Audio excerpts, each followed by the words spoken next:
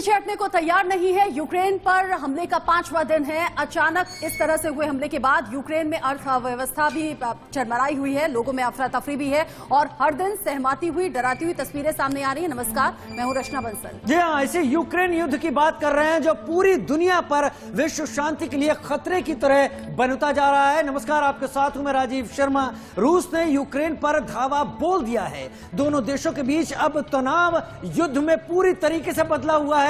5 दिन हो गए जब दिल दहलाने वाली तस्वीर सामने आ रही है। यूक्रेन से कई इलाकों में रूस ने कब्जा भी करना शुरू कर दिया है। जहां जहां रूसी सेना पहुंच रही है वहां वहां कब्जा कर रही है, झंडा फहरा रही है रूस का। अटकलें लगाई जा रही है कि यदि रूस यूक्रेन पर परमाणु बम गिरा देगा तो आखिर क्या होगा। रूस के दावे को देखें तो इसके लिए रूस तैयार दिखता है। और अगर रूस ने सार बॉम्बा जैसे सबसे बड़े न्यूक्लियर बम का इस्तेमाल किया तो नतीजे विनाशकारी हो सकते हैं। हालांकि यह भी कल्पनाएं हैं, लेकिन एक युद्ध किन सीमाओं तक चला जाए कभी नहीं कहा जा सकता। सोवियत संघ का बनाया दुनिया का सबसे बड़ा परमाणु बम सार बॉम्बा रूस के पास है।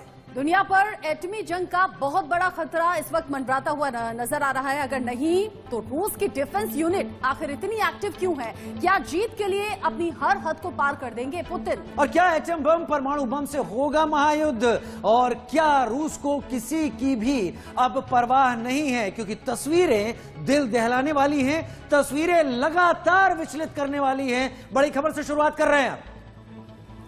इस वक्त बड़ी खबर आपको बताएं, एक तस्वीर तो आप तक पहुंचा रहे हैं, लेकिन इस बीच बड़ी खबर, राष्ट्रपति पुतिन ने न्यूक्लियर फोर्स को अलर्ट पर रखा है। मॉस्को में इंटर कॉन्टिनेंटल बैलिस्टिक मिसाइल तैनात कर दी गई है मॉस्को की सिक्योरिटी के लिए। लेकिन नाटो देशों का रूस के खिलाफ आक्रामक रवैया, ऐसा पुतिन का कहना है। और इसी बात को आधार बनाकर उन्होंने इंटर कॉन्टिनेंटल बैलिस्टिक मिसाइल को ऑन कर रखा है। बनावटी धमकी दे रहे हैं पुतिन। अमेरिका का आरोप रूस के ऊपर। अमेरिका यूक्रेन का साथ देने की बात करता रहा, लेकिन अमेरिकी सेना को यूक्रेन नहीं भेजेगा, ये साफ कर दिया राष्ट्रपति पुतिन ने। अगर न्यूक्लियर फोर्स को तैनात रखा है, अगर इंटर कॉन्टिनेंटल बैलिस्टिक मिसाइल को तैनात कर दिया है मॉस्को में, तो इसके कई मतलब और मायने हैं। पूरी तरह से नजरअंदाज नहीं किया जा सकता, जबकि अमेरिका ये मान रहा है कि ये सिर्फ लीडर भपकी है।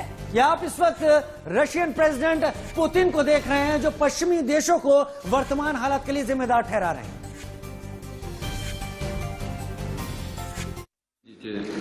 Что западные страны предпринимают не только недружественные действия в отношении нашей страны в экономической сфере, я имею в виду нелегитимные санкции, о которых все хорошо знают, но высшие должностные лица ведущих стран НАТО допускают и агрессивные высказывания в адрес нашей страны. Поэтому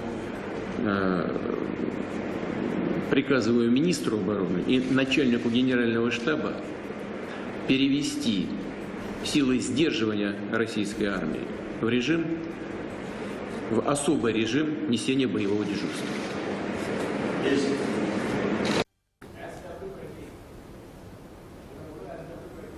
और अब इस वक्त बात कर लेते हैं आने वाली बड़ी खबर की। एक और बड़ी खबर, और आपके ही इस वक्त इस पूरे यूक्रेन युद्ध से जुड़ी हुई। ठीक, रूसी हमले का ये 5वां दिन है। जो तनाव है 5वें दिन में इस वक्त जा चुका है। हमले हर कहीं से हो रहे हैं। यूक्रेन की सेना के लिए बेहद मुश्किल समय इस वक्त। रूसी सेना, यूक्रेन की सेना आमने सामने आ गए हैं। हर दिशा से हमले कर रहा है रूस, ये यूक्रेन की सेना की तरफ से जानकारी मिल रही है। रूस हर दिशा से गोले बारूद बरसा रहा है और ये बड़ा विपरीत वक्त इस वक्त यूक्रेन में न सिर्फ सेना के लिए बल्कि आम नागरिकों के लिए भी है। रूसी सैनिकों का दक्षिणी बंदरगाह पर कब्जा हो चुका है। यूक्रेन युद्ध में तमाम अपडेट्स आ रहे हैं। रूसी हमले का 5वां दिन। खार्किव हो, डोनबास एरिया हो, लांस्क हो, डोनेस्क हो या फिर कीव का एरिया हो, हर कहीं से रूस 3 तरफ से घेर कर यूक्रेन पर बमबारी कर रहा है। आपने रूसी राष्ट्रपति पुतिन को अभी सुना, कहा कि पश्चिमी देश जिस तरीके से बयानबाजी कर रहे हैं या आक्रामक रवैया दिखा रहे हैं, उससे वो इत्तेफाक नहीं रखते, मतलब उनसे सहमति नहीं दिखाते। लेकिन रूस जो अपनी जिद पर अड़ा हुआ है, पुतिन कह रहे हैं पीछे नहीं हटेंगे। कब्जा तो हम करना चाहते नहीं, लेकिन पहले यूक्रेन सरेंडर करे, यूक्रेनी सेना तख्ता पलट करे, फिर जाकर बातचीत होगी। इस बीच बातचीत को लेकर भी लगातार सुगबुगाहट सामने आ रही है, लेकिन अभी तक बातचीत हुई नहीं है। हमारे साथ कुछ खास मेहमान जुड़ेंगे कुछ देर में, लेकिन ये तस्वीरें हमारे साथ इस वक्त देखते रहिए। आम लोग सुरक्षा का जिम्मा उठा रहे हैं। ये तस्वीरों में गौर से देखिए, ये यूक्रेन के आम लोग हैं, ये इनमें सेना के लोग हैं, आम लोग हैं जिन्होंने अब जिम्मेदारी उठाई, क्योंकि सेना इस वक्त रूस की सेना से लड़ने में व्यस्त है। ये आम लोग हथियार हाथ में उठाए हुए सेना की वर्दी में इस वक्त यूक्रेन की सड़कों पर। ऐसी कई तस्वीरें सामने आ रही हैं जब यूक्रेन की सड़कों पर सन्नाटा पसरा है। और ये देखिए, ये तस्वीर जिसमें एक छोटी सी बच्ची थोड़ा बहस करती हुई नजर आ रही है। हालांकि ये पुख्ता तरीके से तस्वीरें कहां की हैं, कब की हैं, ये साफ नहीं हो रहा, लेकिन सोशल मीडिया पर बड़ी वायरल ये तस्वीरें हैं जहां पर देश के लिए ये मासूम लड़ती हुई और बहस करती हुई, आप देखिए पंच का इशारा भी करती है इस फौजी की तरफ और कुछ बहस भी कर रही है। अपने देश को लेकर कैसे डिफेंसिव होती हुई नजर आ रही है। इस तस्वीरों को दो तरह से समझ सकते हैं, माफ कीजिएगा रचना, दो तरह से। एक तो ये लड़की अपने देश के लिए, मुझे उम्मीद है कि रूस का सैनिक है जिसके सामने वो पंच बना रही है, लेकिन रूस का सैनिक भी इस बच्ची की उम्र और उस हालात को देखते हुए वैसे ही रिएक्ट कर रहा है। ये तस्वीर दो तरह का रुख दे रही है, लेकिन यहां पर यूक्रेन के लोग अपने देश को बचाने के लिए हर हद तक जाने को तैयार। लगातार जो तस्वीरें सामने आ रही हैं वो आंखों में नमी भी पैदा कर रहे हैं। चिंता भी बहुत ज्यादा यूक्रेन को लेकर दुनिया भर के बाकी देश जता चुके हैं। खबर ये भी है कि लगातार जो भारतीय वहां पर फंसे हुए हैं, भारत सरकार की तरफ से उन्हें निकालने की कोशिशें चल रही हैं। और अब आप समझिए कि क्या बीत रही होगी उन परिवार वालों पर, जहां से कुछ सदस्य तो सड़कों पर आ गए हैं अपने देश की रक्षा के लिए, लेकिन पीछे से जो लोग हैं बड़े फिक्रमंद हैं अपनों की सुरक्षा को लेकर। ये जो तस्वीरें हैं ये उन यूक्रेन के सैनिकों की हैं जिनके पास अब जिम्मेदारी है कि वो मुकाबला करें रूसी फौजों का। अपने परिवार से मिल रहे हैं और वो धीरे धीरे बॉर्डर की तरफ या उन इलाकों की तरफ जा रहे हैं जहां पर आमने सामने मुकाबला चल रहा है। राजीव, चूंकि हम लगातार इन तस्वीरों पर बात कर रहे हैं और लगातार इन खबरों को हम पढ़ रहे हैं, कल ही खबर आई थी कि हरियाणा की एक लड़की है जो कि यूक्रेन में है, वो भारत आने के लिए तैयार इसलिए नहीं हुई क्योंकि वो जिस घर में पेइंग गेस्ट के तौर पर रह रही थी वहां पर वो शख्स युद्ध के लिए सड़क पर आया और वो उनके बच्चों की देखभाल पीछे से करना चाहती थी। ये भी हिंदुस्तानी ताकत होती है और ऐसा हिंदुस्तान के लोग ही दिखा सकते हैं। ये छोटी सी बच्ची है, ये शख्स जब फौज के तौर पर सड़क पर आ रहा है, 6 साल की बच्ची, करीब 6 साल की, जिससे जुदा होते हुए पिता की आंखें नम भी हैं, रो भी रहे हैं, बच्ची भी फूट फूट कर रो रही है। ये तस्वीरें वाकई नम कर देती हैं, लेकिन यूक्रेन में इस वक्त हालात यही है। यूक्रेन और रूस की सीमा पर हालात यही है, लेकिन केवल उन जगहों पर ऐसे हालात नहीं है जहां लड़ाई हो रही है। दूसरे बॉर्डर्स की बात करें जहां पर काफी भीड़ है, जो लोग निकल रहे हैं वहां से, निकलना चाहते हैं, वहां पर भी स्थिति ठीक नहीं है इस वक्त। भाषा जरूर अलग है, लेकिन हम सुन सकते हैं, जरा सुनकर अंदाजा लगा सकते हैं, तस्वीरें देखकर अंदाजा लगा सकते हैं दर्द कितना बड़ा है।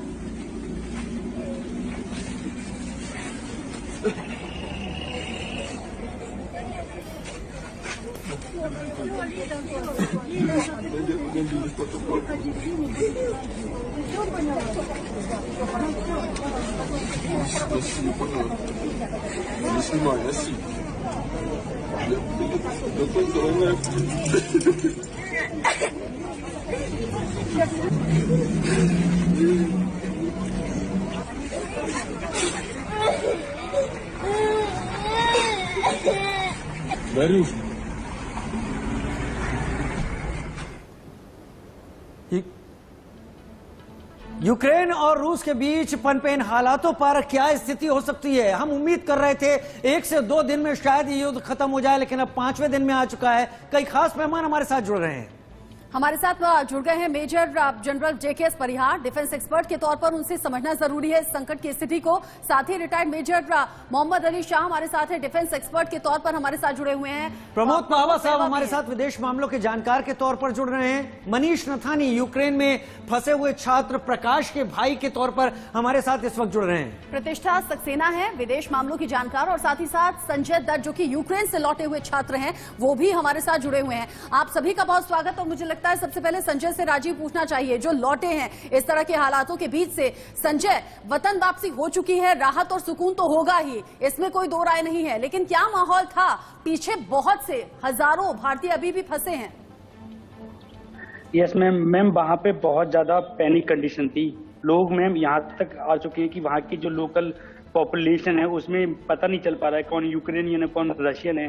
सर वहाँ पे क्या होता है कि वहाँ पे एक फायरिंग भी चल रही है सड़कों पे, firing on the street ma'am, बहुत ज़्यादा समस्या हो रही है वहाँ पे। और जो मेरे दोस्त हैं वहाँ पे, मैं तो आ चुका हूँ मैम, वो यूक्रेन के बॉर्डर पे हैं, रोमानिया से पहले।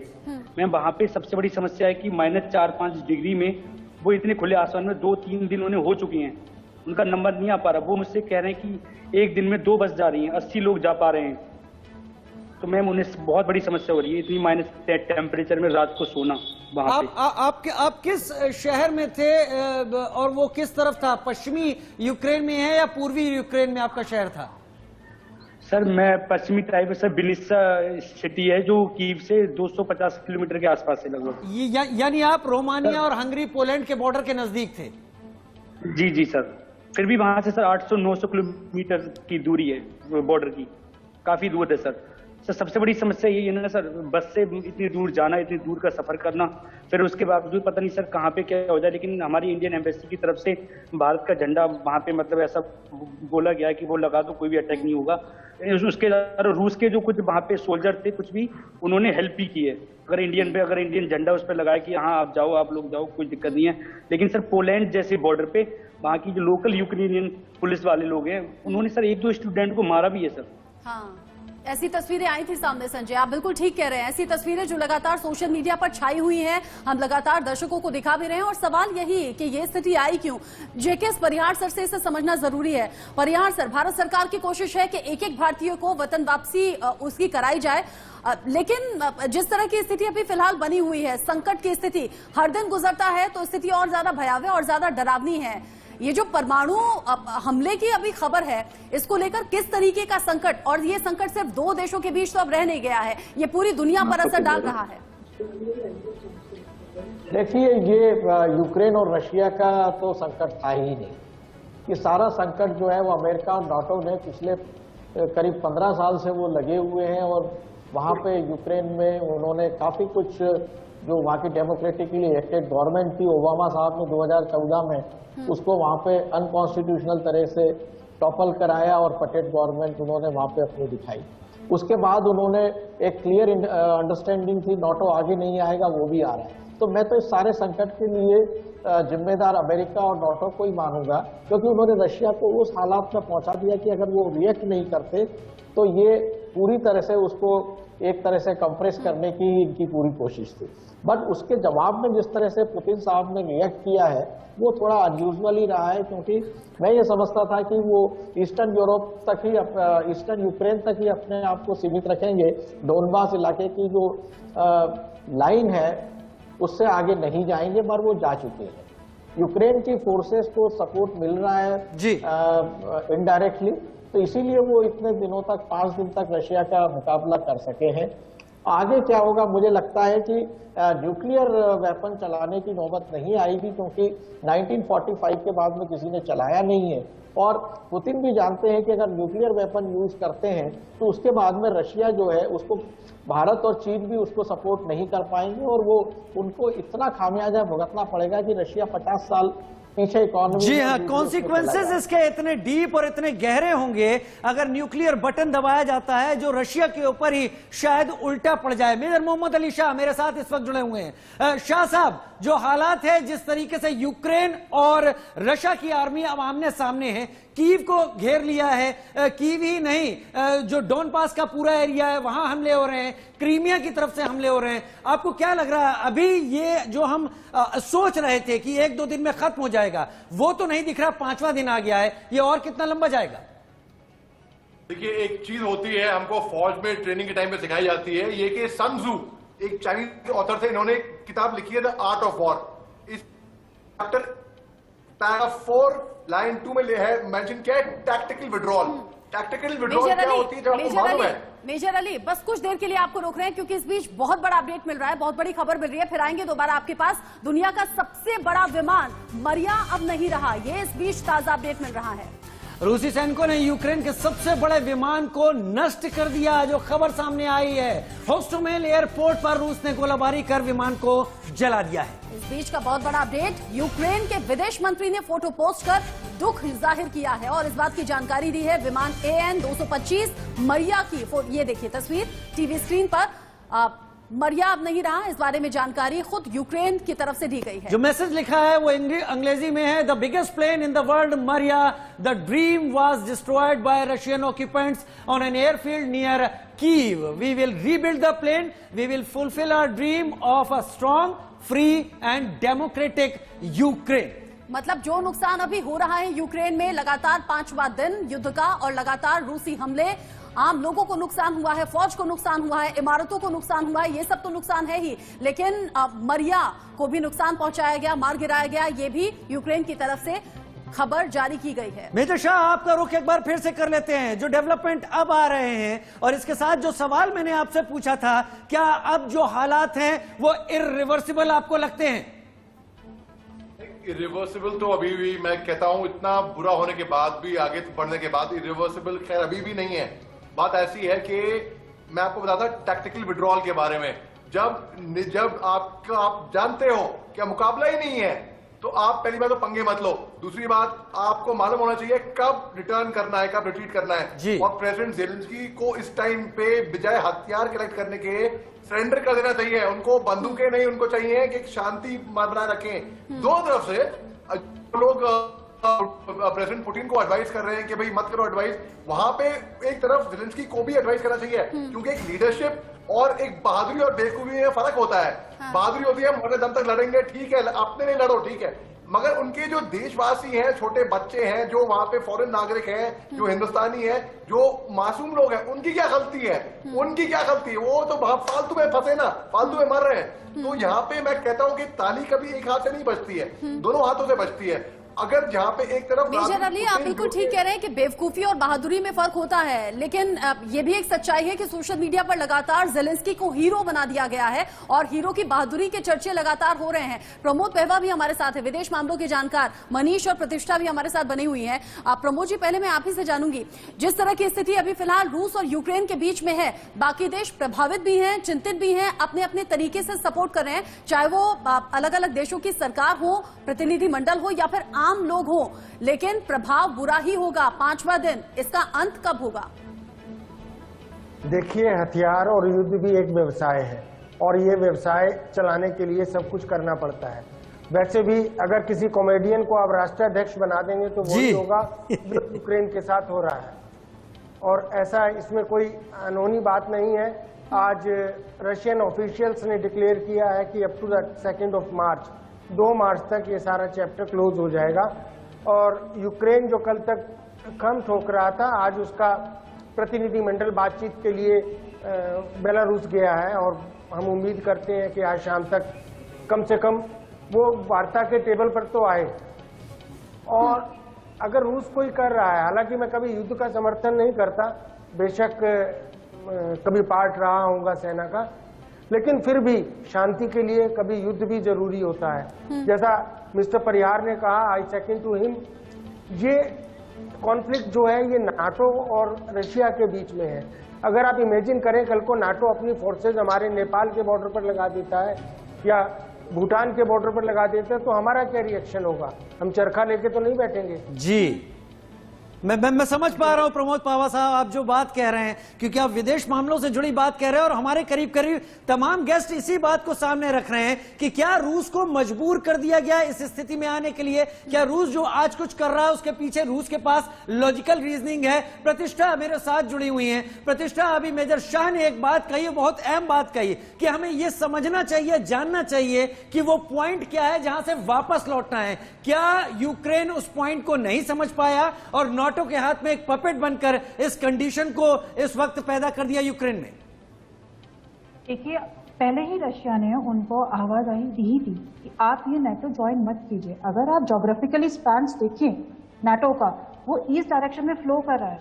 बहुत सारी कंट्रीज, 10 कंट्रीज में से 8 कंट्रीज ऐसी थी जो कि प्रीवियस रशिया का पार्ट रह चुकी थी यूएसएसआर का, वो आ चुकी हैं। बाकी की जो उनमें से 8 कंट्रीज थी, 3 कंट्रीज जिनको हम बाल्टिक कंट्रीज कहते हैं, वो सारे रशिया के बॉर्डर्स को मैच करते हैं। तो रशिया अपनी सेफ्टी एंड सिक्योरिटी के लिए जब वो मना कर रहा है कि आप नेटो मत ज्वाइन कीजिए या यूरोपियन यूनियन ज्वाइन मत कीजिए, तो उसकी एक वजह है, क्योंकि वो भी अपने स्ट्रैटेजिकली देखना पसंद करेगा, चाहे वो कोई भी कंट्री हो, छोटी या बड़ी। और जिसकी बात आप कर रहे हैं कि रशिया रुकेगा कि नहीं रुकेगा, रशिया पे इकोनॉमिक सैंक्शंस लगने के बावजूद भी 18% सिर्फ उसका जीडीपी टू डेट रेशियो है। कुछ एकमात्र कंट्रीज ऐसी हैं जिनका करंट अकाउंट सरप्लस में है, उनके ऊपर आप इकोनॉमिक सैंक्शंस भी लगाएंगे। 2014 के क्रीमिया के बाद वो बहुत अच्छा लेसन लर्न कर चुके हैं कि उनको फर्क नहीं पड़ता कि उनके फाइनेंशियल अकाउंट्स पे क्या फर्क पड़ेगा या क्या पड़ेगा। उनको फिलहाल अपने आप को ज्योग्राफिकली और स्ट्रैटेजिकली प्लेस करना है, क्योंकि नाटो की ज्यादातर कंट्रीज ने उनको हर जगह से घेर लिया।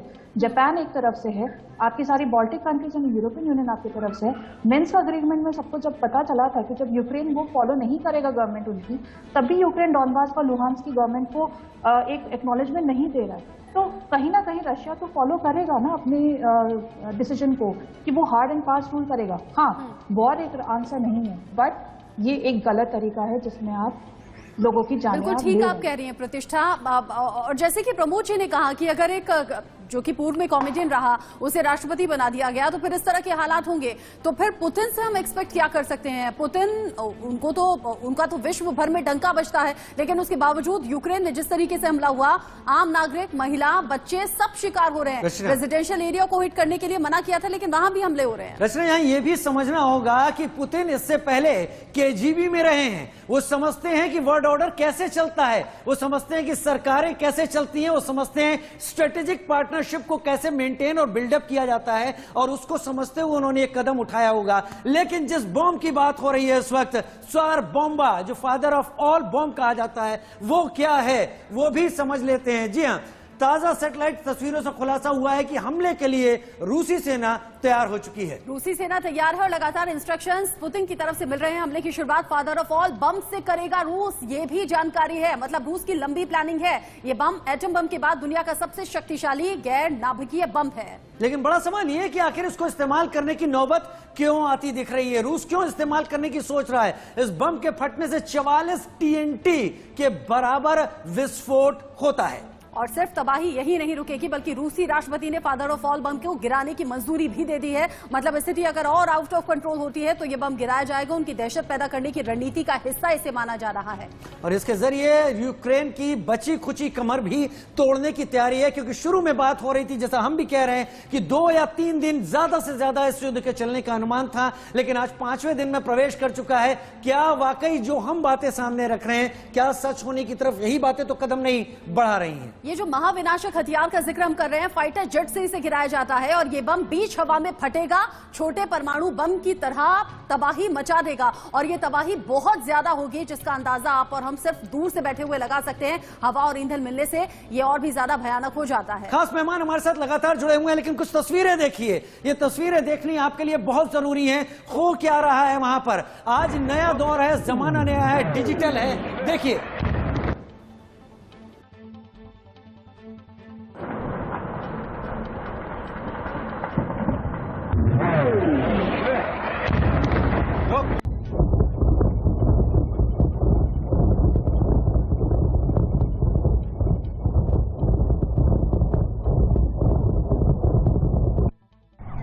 की आवाजें हैं। और ये उस वक्त की तस्वीरें हैं जब ऑयल डिपो में आग लगा दी गई। कल भी खबर आई थी कि गैस पाइपलाइन को ध्वस्त कर दिया गया। एक के बाद एक तबाही। और ये देखिए, ये ऐसा लग रहा है मानो एनिमेशन हो। राजीव, इन तस्वीरों को देखकर ऐसा ही लग रहा है जैसे एनिमेटेड तस्वीरें हम देख रहे हैं, क्योंकि ऐसा हमने अपनी लाइफ में कभी देखा नहीं। बहुमंजिला इमारतों को टारगेट किया गया। हमने देखा था इस तस्वीर को, इस तस्वीर को भी देखिए। और इसमें 2 लोगों की मौत की खबर थी, क्योंकि बिल्डिंग में ज्यादातर लोग यहां से निकल चुके थे, जा चुके थे। इस तरीके से हमले हो रहे हैं एकदम टारगेट करके। और ये रूस के हेलीकॉप्टरों का फाइटर हेलीकॉप्टर्स हैं सारे के सारे, जो कि एक फॉर्मेशन बनाकर चल रहे हैं और एक साथ तमाम इलाके को, बड़े इलाके को कवर करते हुए। और अनगिनत बम बरसाए जा रहे हैं राजीव। और यही स्थिति बता रही है कि कितने डरावने हालात फिलहाल यूक्रेन में बने हुए हैं। और यूक्रेन में बहुत से लोग, हजारों लोग अभी भी फंसे हुए हैं। 1100 से ज्यादा भारतीयों को वापस लाया गया है। मनीष हमारे साथ जुड़े हुए हैं, जिनका शायद भाई अभी भी यूक्रेन में फंसा हुआ है। मनीष, आपके भाई से आपका आखिरी बार कांटेक्ट कब हुआ था? आप क्या वहां के हालात बता रहे थे? मैडम, ये 2 दिन पहले निकले थे ओडेसा से, जो रास्ता 7 घंटे का था उनको क्रॉस करने में करीबन 24 से 25 घंटे लगे हैं मैडम, वाया बस के थ्रू। बहुत सारी चेक पोस्ट बीच में है जहाँ पे बहुत ट्रैफिक थी, जैसे तैसे करके वो लोग पहुंचे। अभी मेरी रात से बात नहीं हुई उनकी, वो लोग अभी रोमानिया बॉर्डर के नजदीक पहुंचे थे जी। और ये अपडेट था कि कहीं स्टूडेंट्स वहाँ पे हैं, कहीं यूक्रेनियंस वहाँ पे है। करीबन कुछ 2 से 3 हजार बच्चे हैं जो वहाँ पे स्टे किए हुए हैं और वहाँ पे कोई शेल्टर्स इतने नहीं है, लोकल रोड पे उनको लाइन लगाना पड़ रहा है सर। और कुछ 50-50 स्टूडेंट्स को वो लोग अलाउड कर रहे हैं अंदर। जैसे संजय जी ने बताया कि ये चीजें वहाँ पे बहुत प्रॉब्लमेटिक हो रही है, लेकिन लोकल यूक्रेनियंस भी वहाँ पे उनको फूड और ये सब प्रोवाइड कर रहे हैं। लेकिन चार्जिंग से लेके और खाना पीना वो सब तो उनको वहाँ मिल रहा है, लेकिन जितना जल्दी ये बॉर्डर क्रॉस करते हैं इतना अच्छा रहता है, क्योंकि और भी बहुत सारे स्टूडेंट हैं जो इस तरफ मूवमेंट ले रहे हैं। तो जितनी रश बढ़ती जाएगी इतना और प्रॉब्लम क्रिएट होता जा रहा है। ऐसा मुझे लास्ट अपडेट मिला था कल रात को। अभी रात से अभी तक मेरी उनसे बात नहीं हो पाई है। अब कितनी देर हो गई ये बात ना हुए, क्योंकि रोमानिया, हंगरी, स्लोवाकिया, पोलैंड, ये जो पश्चिमी यूक्रेन का हिस्सा है, इन तमाम बॉर्डर्स के ऊपर भारत ने अपने कैंप लगा दिए हैं और हर कहीं लोगों को लेने की कोशिश कर रहे हैं। लेकिन अभी कितना वक्त हो गया बात किए हुए आपका? सर अभी मेरी लास्ट बात रात को 11:30 बजे हुई थी। उसके बाद से उनका कांटेक्ट नहीं हो पाया है और उन्होंने मुझे पहले भी बताया था कि नेटवर्क का यहाँ पे बहुत समस्या है, चार्जिंग की समस्या है, पोर्ट बहुत कम है, बच्चे बहुत ज्यादा हैं। तो अगर कुछ होता है तो आप टेंशन मत करना, हम आपको अपडेट करते रहेंगे कि जैसा भी होता है। मनीष, और वहाँ से बॉर्डर में मनीष, आपने एक बेहतर बात बताई कि खाने पीने की कम से कम वहां पर व्यवस्था हो रही है। टेम्परेचर माइनस में है, खुले में वहां पर आपने कहा 2 से 3 हजार छात्र हैं, बहुत ज्यादा मुश्किल भी आ रही होगी। भाई किसी तरह के डर का जिक्र कर रहे थे क्या? और अब जब आपकी बात हुई, किसी तरह की बॉम्बिंग की आवाज थी क्या? धमाके हो रहे थे पीछे से? नहीं मैडम, उनके उस तरफ अभी कोई बॉम्बिंग और सायरन्स की आवाज नहीं है। जो वो लोग ओडिशा में और रास्ते में फेस कर रहे थे उस चीज से वो भी सिक्योर्ड है। लेकिन मैडम जो उस एरिया में उनको जो ठंड और जो लाइन लगी हुई है वो बहुत ज्यादा है, उससे वो बहुत परेशान हो रहे हैं। Like they are like 23-24 years के हैं वो लोग, लेकिन इतने छोटे एज में इतना सब देखना उनके लिए बहुत चेंजेस और बहुत न्यू है ये सब कुछ चीजें। ठीक है, मैं आता हूं, मेरे साथ खास मेहमान जुड़े हुए हैं और लौट के आता हूं। इस वक्त की हेडलाइंस जान लेते हैं और उसके बाद लौट कर वापस आते हैं चर्चा।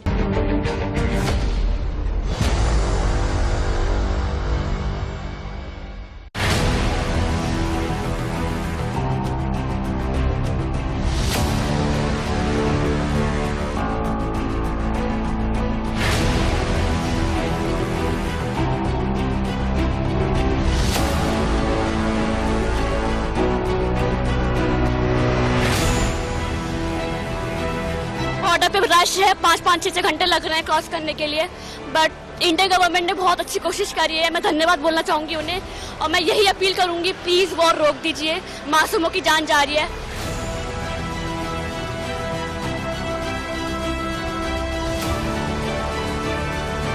मेन मकसद यही था कि हर एयरपोर्ट में बम गिरा के एयरबेस पूरा डिस्ट्रॉय करना, और वो कर चुके हैं। वॉर में कुछ भी हो सकता है, तो बच्चे बहुत डरे हुए हैं, काफ़ी बच्चे फंसे हुए हैं। हमारे एरिया में 5000 बच्चे, बॉर्डर्स में लंबी लंबी लाइन लगी हुई है, 7-7 किलोमीटर चल के हमने बॉर्डर क्रॉस।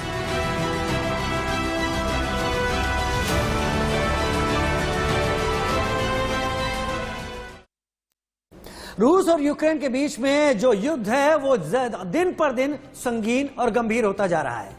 5वां दिन युद्ध का और जगह जगह धमाकों की आवाज। अगर गैस पाइपलाइन को ध्वस्त किया गया है, अगर ऑयल डिपो में आग लगाई गई है, रिहायशी इलाकों को निशाना बनाया गया है, तो इसका मतलब क्या समझें? रूस तो पीछे हटेगा नहीं, लेकिन तबाही अपने मन में लेकर आगे चल रहा है पुतिन के ऑर्डर्स के चलते। रूस यूक्रेन जंग के बीच वहां से भारतीयों की वतन वापसी का सिलसिला लगातार जारी है। सरकार ऑपरेशन गंगा के जरिए वहां फंसे भारतीयों को देश लाने में लगातार जुटी हुई है। अब तक 4 विमान से भारतीयों को देश लाया जा चुका है, 5वीं फ्लाइट भी आ गई है। इसके अलावा कई और विमानों के जरिए वहां फंसे हुए भारतीयों को देश लाया जाएगा, क्योंकि ये संकट की घड़ी है। और इंडिया न्यूज इस वक्त उन सभी लोगों के साथ है जो फंसे हैं या फिर जिनके परिवार वाले यहां पर परेशान हैं। जी हां, मिशन एयरलिफ्ट के जरिए हम यूक्रेन में फंसे तमाम भारतीयों के सकुशल लौटने की कोशिश, उनकी गुहार सरकार तक पहुंचा रहे हैं ताकि जल्द से जल्द मदद उन तक पहुंचे। और ये तस्वीरें आज की 5वीं फ्लाइट की तस्वीरें हैं। 1156 लोग अब तक वापस लाए जा चुके हैं। और इससे अच्छी और राहत की तस्वीरें कुछ हो नहीं सकती राजीव। दिन की शुरुआत करने के लिए कल भी हमने दिन की शुरुआत इसी तरह की तस्वीरों के साथ की थी, जब चेहरों पर हंसी होती है, सुकून होता है, और जब परिवार वालों को वो राहत मिलती है कि हाँ अपने बच्चे आ गए हैं, अपने घर के चिराग आ गए हैं, तो बड़ी खुशी होती है। लेकिन बच्चों ने दहशत भी बयां की। चेहरों पर हंसी खुशी की आप बात कर रही हैं, लेकिन ये तस्वीरें आप गौर से देखिए, इनमें चेहरों पर सुबह के रोशनी है, धूप का उजाला भी है, और वो उम्मीद जताता है। इन बच्चों ने क्या कहा जो पहुंचे हैं, आइए सुन लेते हैं। बॉर्डर क्रॉस करके आए थे, बट हमको इंडियन एम्बेसी ने बहुत ही हेल्प किया, प्रोटेक्ट किया है, हमको कुछ दिक्कत नहीं आई है। सिर्फ बॉर्डर क्रॉस करने में ही दिक्कत आई है, बिकॉज ऑफ बहुत सारी यूनिवर्सिटीज़ के बच्चे थे, दैट्स वाई हमको प्रॉब्लम आई है। बट हमको इंडियन एम्बेसी ने बहुत हेल्प किया, हमारी यूनिवर्सिटी ने भी हमको बहुत प्रोटेक्ट किया है, हमारी इंडियन एम्बेसी ने भी हमको बहुत प्रोटेक्ट किया है। वहाँ पर क्या सिचुएशन है अभी? अभी सिचुएशन तो अभी क्रिटिकल ही है, बिकॉज ऑफ बहुत सारे बच्चे और गेट वगैरह वो बंद करते ओपन करते, बंद करते ओपन करते, दैट्स वाई सिचुएशन वहाँ पे थोड़ी बहुत ही क्रिटिकल है। में बहुत ज़्यादा मतलब इतनी टेरेबल कंडीशंस थी, everything was uncertain over there. इतनी मुश्किल से हमें बॉर्डर्स पास कराए गए, फिर उसके बाद हमें हमें बॉर्डर से रोमानिया लेके गए। The people they showed the hospitality there, everything was all good over there. जब हम यूक्रेन में थे हमारे लिए सिचुएशंस बहुत टफ थी, क्योंकि वहाँ पे रोज़ हमें जेट्स की आवाज़ आती थी, बॉम्बिंग्स की न्यूज़ आती थी, तो हमारे लिए बहुत टफ हो गया था। और घर वाले रोज़ कॉल करते थे सुबह शाम की क्या है क्या नहीं है, कभी भी सायरन बज जाता था, हमें रात रात को भागना पड़ता था बंकर्स में, तो बहुत टफ हो गया था और हम सच में होपलेस हो गए थे। फिर ये जो गवर्नमेंट ने इवैक्यूएशन फ्लाइट चलाई, उसकी वजह से थोड़ा रिलैक्सेशन फील हुआ, एंड उसके बाद पूरे टाइम जो हमने जर्नी करी है हमें कोई दिक्कत नहीं आई। इंडियन गवर्नमेंट ने, इंडियन एम्बेसी ने एंड जो रोमानिया की गवर्नमेंट है, सब ने हमें proper food, proper water, shelter सब कुछ प्रोवाइड किया, एंड हम सच में बहुत खुश है कि हम वापस आ गए। और गवर्नमेंट ने बहुत ज़्यादा हमारी मदद करी है। ऑल्दो जो बॉर्डर के उस पार था वो कंडीशन कुछ अलग ही है, बट जैसे ही हम ये बॉर्डर क्रॉस करते हैं रोमानिया का, उसके बाद जो कंडीशन मिलती है, जो हमें हेल्प मिलती है गवर्नमेंट से, वो वाकई ही बहुत ही सराहनीय है कि हम लोग बहुत ही ज़्यादा अप्रिशिएशन करते हैं गवर्नमेंट का कि काफ़ी ज़्यादा अच्छी फैसिलिटीज़ प्रोवाइड करी हैं। Even the meal, even everything facility, travel तक का जो हमें वहाँ तक गवर्नमेंट ने पहुँचाया है वो बहुत ही ज़्यादा अच्छा है। ये तस्वीरें बड़ी सुकून देने वाली हैं। भारतीयों की वापसी लगातार हो रही है, भारत सरकार कोशिश कर रही है। थोड़ा डिटेल साझा कर लेते हैं, क्योंकि ऑपरेशन गंगा के तहत हर भारतीय को वापस लाना सरकार की प्राथमिकता है और इसीलिए कोशिश हो भी रही है। एक के बाद एक 4 फ्लाइट आ चुकी थी कल, आज 5वीं फ्लाइट भी आ गई है और उसी से उतरे हुए छात्रों को आपने सुना भी, ऑपरेशन गंगा जो 5 फ्लाइट के तहत अब तक 1100 से ज्यादा छात्रों को वापस ला चुके हैं। एक एक करके जानते हैं इन चीजों को। ऑपरेशन गंगा 4 फ्लाइट आ चुकी हैं। पहली फ्लाइट बुखारेस्ट से मुंबई तक आई, 219 भारतीय इसमें शामिल थे। दूसरी फ्लाइट ये भी बुखारेस्ट से दिल्ली आई, मुंबई की जगह, इसमें 250 भारतीय शामिल थे। और ऐसे ही तीसरी फ्लाइट लाई गई बुडापेस्ट से दिल्ली की तरफ, जिसमें 240 भारतीय सवार थे और सकुशल वापसी हुई, चेहरे पर हंसी थी, खुशी थी। चौथी फ्लाइट भी बुखारेस्ट से दिल्ली आई 198 भारतीयों के साथ, और अब 5वीं फ्लाइट जिससे उतरे हुए छात्रों को आप सुन रहे थे, चेहरे पर हंसी, खुशी, लेकिन हाँ डर भी साझा कर रहे हैं। कुल मिलाकर 5 फ्लाइट आ चुकी हैं, 1156 भारतीयों को वापस लाया जा चुका है, लेकिन वो संख्या जो वहां पर रुकी है वो कहीं बड़ी है। अभी भी करीब 17 से 18 हजार भारतीय छात्र वहां पर बॉर्डर्स पर हैं, क्योंकि वहां पर अव्यवस्था है, मदद नहीं मिल पा रही है। यूक्रेन खुद तबाही में घिरा हुआ है। जो आगे आने वाले वक्त में और भी फ्लाइट्स आएंगी, तैयारी सरकार की यह है कि और भी जो फंसे हुए वहां पर लोग हैं उन्हें तुरंत वहां से निकाला जाए। लेकिन राजीव, अगर गौर किया हो, जो लोग वहां से आए हैं, जो छात्र छात्राएं वहां से आई हैं, वो बता रहे हैं कि जहां से वो लौटे हैं वहां पर खतरा उतना ज्यादा नहीं था। जहां पर खतरा ज्यादा है वहां से तो अभी लोगों को निकाला ही नहीं गया। जी, अभी वहां से लोग निकले नहीं है। वो खार्किव का इलाका है, डोनबास इलाका है, जहां पर वाकई हमला हो रहा है। कौन कौन सी फ्लाइट आने वाली है ये भी देख ली जाएगी। 1 मार्च को बुखारेस्ट से फ्लाइट आएगी, 2 मार्च को भी 2 फ्लाइट आएंगी और ये भी बुखारेस्ट से ही आएंगी। ऑपरेशन गंगा चलाकर हम यूक्रेन भी हजारों भारतीयों को वापस ला रहे हैं। जहां भी संकट आया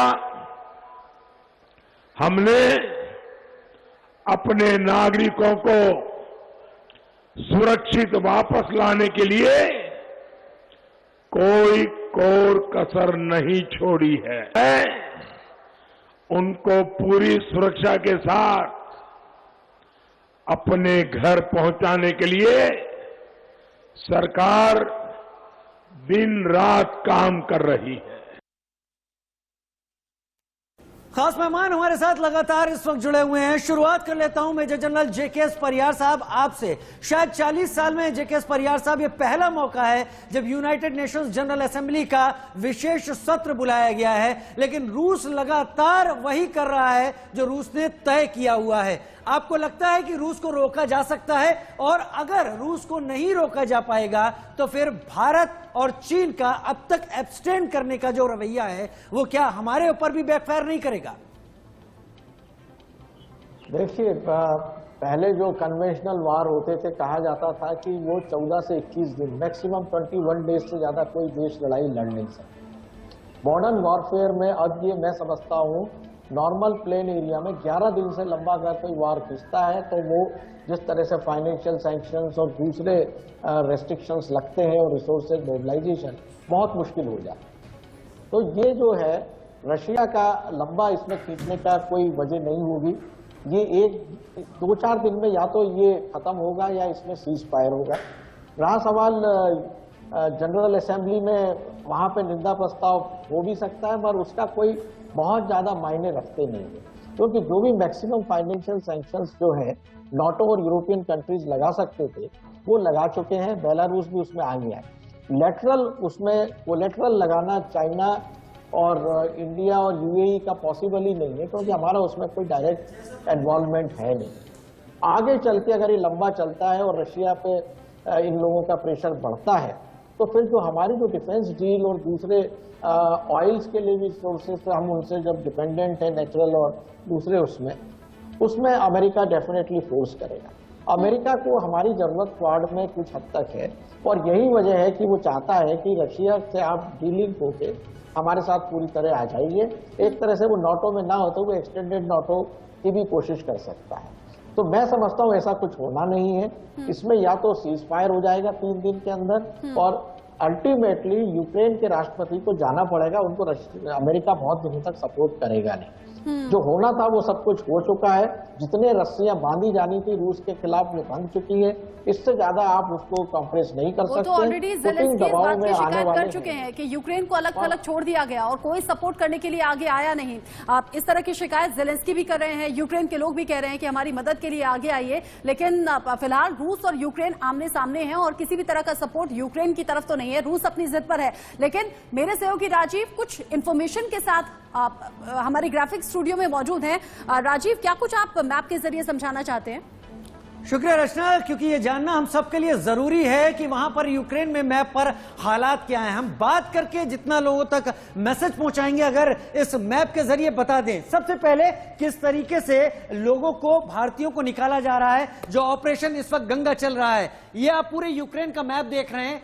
ये जो हिस्सा है सारा, ये पूरा रूस का हिस्सा है, रेड का ये रेड हिस्सा, और येलो पूरा यूक्रेन है। लेकिन मसला कहां से हुआ? ये डोनेस्क और लुहांस्क के एरिया से हुआ, जिसको सबसे पहले अलग कर दिया। इसके बाद बमबारी यहां हो रही है, ठीक इस जगह क्रीमिया के इलाके में बमबारी यहां पर हो रही है, इवानो फ्रैंकिव्स्क पे इलाके में हो रही है, कीव यहां पर है राजधानी, यहां भी बमबारी हो रही है, खार्किव में बमबारी हो रही है, डेनप्रो में बमबारी हो रही है। कैसे निकाला जा रहा है? बॉर्डर्स देखिए, ये है पोलैंड, ये यहां पर हंगरी, इधर रोमानिया है और यहां बीच में कहीं पर स्लोवाकिया भी पड़ता है। ये बसें ओडेसा इलाका जहां पर बमबारी हो रही है, जहां पर अभी हमारे साथ जुड़े हुए एक शख्स बता भी रहे थे, बसें यहां से भी निकल रही हैं, हंगरी की तरफ जा रही हैं, बसें यहां से निकल रही हैं, रोमानिया की तरफ जा रही हैं और बसें यहां से पोलैंड वॉर्सा की तरफ, लेकिन बॉर्डर पर ही जा रही हैं। फिर इसके बाद इनके जरिए इनको यहां निकाला जा रहा है। लेकिन ये पूरा इलाका जो मैं यहां पर ये दिखा रहा हूं, ये सारा का सारा ये सब इस वक्त बमबारी का हिस्सा बना हुआ है। ये जो नीला हिस्सा आप देख रहे हैं, ये सब ब्लैक सी का एरिया है और यहां पर रूस कंट्रोल कर रहा है। लिहाजा यूक्रेन के पास फंसे रहने के अलावा इस वक्त कोई चारा नहीं है। अगले मैप पर अगर हम आ जाते हैं, यहां पर अगला मैप हमको यहां पर और भी चीजें दिखाएगा, समझाएगा किस तरीके से बाकी चीजें हो रही। चलिए ऑपरेशन गंगा को समझ लेते हैं, कैसे यहां पर भारत सरकार ऑपरेशन गंगा के तहत ऑपरेट कर रही है। बुखारेस्ट रोमानिया ये है, हंगरी का बुडापेस्ट ये है और यहां से ये फ्लाइट्स जा रही हैं, एक दिल्ली, ये मुंबई, लेकिन ऐसा हुआ है कि जो तमिलनाडु या कर्नाटक या बाकी जगहों के जो बच्चे हैं वो दिल्ली पहुंच के, लिहाजा आगे देखा जा सकता है कि इस ये यूक्रेन का इलाका है, यहां से अगर निकाल कर लोगों को इधर लाया जाता है तो यहां से एक नहीं कई फ्लाइट चलेंगी और भारत के अलग अलग हिस्सों में जाकर उतरेंगी, जिससे इन 20,000 के करीब भारतीय छात्रों को समय पर लाया जा सके। एक ये तरीका यहां पर है। और अगला ग्राफिक्स पे अगर मैं जाऊंगा तो वो भी यहां पर कई चीजों को स्पष्ट करेगा।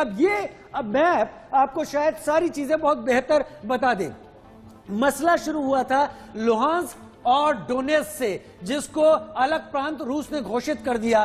खार्किव वो जगह है जहां पर इस वक्त बमबारी हो रही है, बहुत सारे बच्चे यहां पर फंसे हुए हैं। जो अभी मेरी सहयोगी रचना यहां पर बता रही थी, अगर मैं इसको 2 हिस्सों में यहां पर बांट दूं तो ये हिस्सा रूस के साथ लगा हुआ पूर्वी यूक्रेन का हो जाता है और ये हिस्सा पश्चिमी यूक्रेन का हो जाता है। जो भारतीय बच्चे इस तरफ हैं वो कहीं ज्यादा सुरक्षित और सेफ हैं, जो इधर खार्किव में हैं, जो मरियापोल के इधर हैं, जो क्रीमिया के ऊपर यूक्रेन के इलाके में या ओडेसा में भी है, ये सारे बच्चे यहां पर फंसे हुए हैं, इनको निकलने में दिक्कत हो रही है। कई सारे रास्ते देखिए यहां पर, ये रास्ते देखिए पोलैंड का, ये स्लोवाकिया का, ये हंगरी का, ये रोमानिया, ये मोल्डोवा का रास्ता। भारत सरकार इन सारे चैनल्स को यहां पर एक्टिवेट कर रही है जिससे बाकी लोगों को यहां से निकाला जा सके। लेकिन कीव घेरा जा चुका है। ये जितना नीला इलाका आपको यहां दिख रहा है ये सब यहां पर रूस ने अपने कंट्रोल में ले लिया है, लिहाजा घिरा हुआ है इस वक्त यूक्रेन। मैप पर यह स्थिति है। उम्मीद है कि अब आप तस्वीरें जो आपने देखी उससे मैप को मिलाएंगे तब आपको असलियत हालात समझ में जरूर आ पाएंगे। फिलहाल एक छोटे से ब्रेक की तरफ हम आगे बढ़ रहे हैं, कहीं मत जाइए। यूक्रेन युद्ध, यूक्रेन संकट से जुड़ी बहुत सारी जानकारी हमारे पास और है और गेस्ट हमारे साथ लगातार जुड़े हुए हैं।